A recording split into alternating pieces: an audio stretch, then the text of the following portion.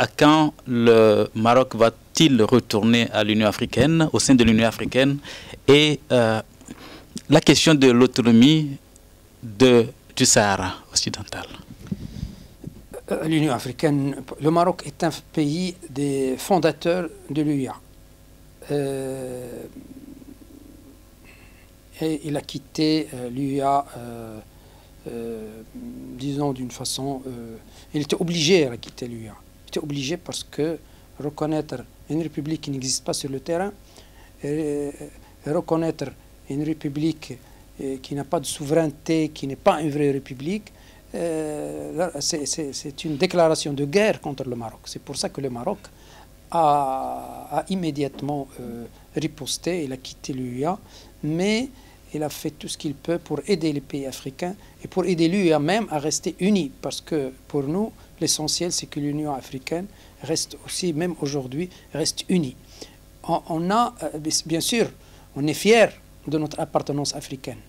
On est fiers de notre amitié, fraternité avec tous les pays africains, amis du Maroc. C'est-à-dire, on veut revenir à l'Union africaine, disons. Malgré l'Union africaine est une organisation nouvelle, mais c'est presque le prolongement de l'UIA. Mais on ne peut pas revenir avec à côté une république fantoche qui n'existe pas sur le terrain. Aujourd'hui, plus de 60% des pays africains ne reconnaissent plus ou n'ont jamais reconnu cette république. Donc comment, dans une organisation régionale, avoir une république non reconnue par la plupart des pays de cette organisation? C'est totalement absurde, c'est totalement illégal.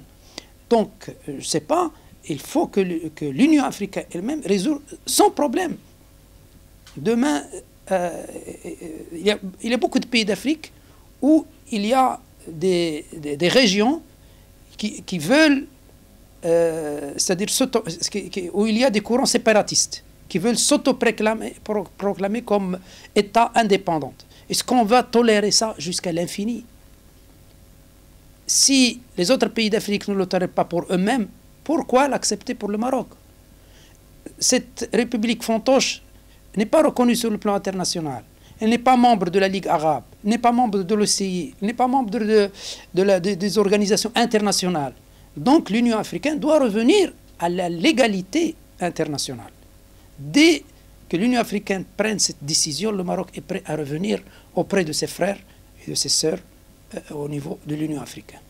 Pour la question du Sahara, le Maroc a fait tous ses efforts pour aboutir à une solution, bien sûr, politique, à une solution pacifique, à une solution garantissant disons, les spécificités culturelles, historiques des régions du Sahara. C'est pour ça qu'en 2007, le Maroc a proposé une initiative, une solution d'autonomie, de doter ces provinces d'une autonomie. Il y a beaucoup de pays actuellement dans le monde, dans beaucoup de pays occidentaux,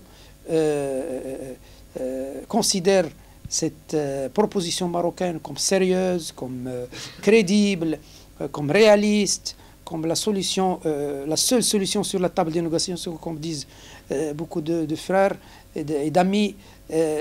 Mais malheureusement, les séparatistes ne veulent rien savoir. Ils veulent toujours aller à l'encontre de la souveraineté du Maroc, de l'intégrité territoriale du Maroc. Le Maroc ne peut pas céder sur ce point parce que l'intégrité territoriale est quelque chose de sacré pour tous les pays du monde, c'est pas seulement pour le Maroc.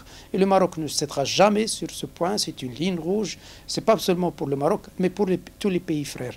Je veux ici remercier les amis sénégalais, les frères sénégalais, parce que la position du Sénégal était toujours à côté du Maroc, à côté de la légalité internationale. Et le Sénégal, d'ailleurs, a beaucoup fait pour que le Maroc revienne à l'organisation, à son continent, disons, père, qui est l'Union africaine, qui est l'Afrique.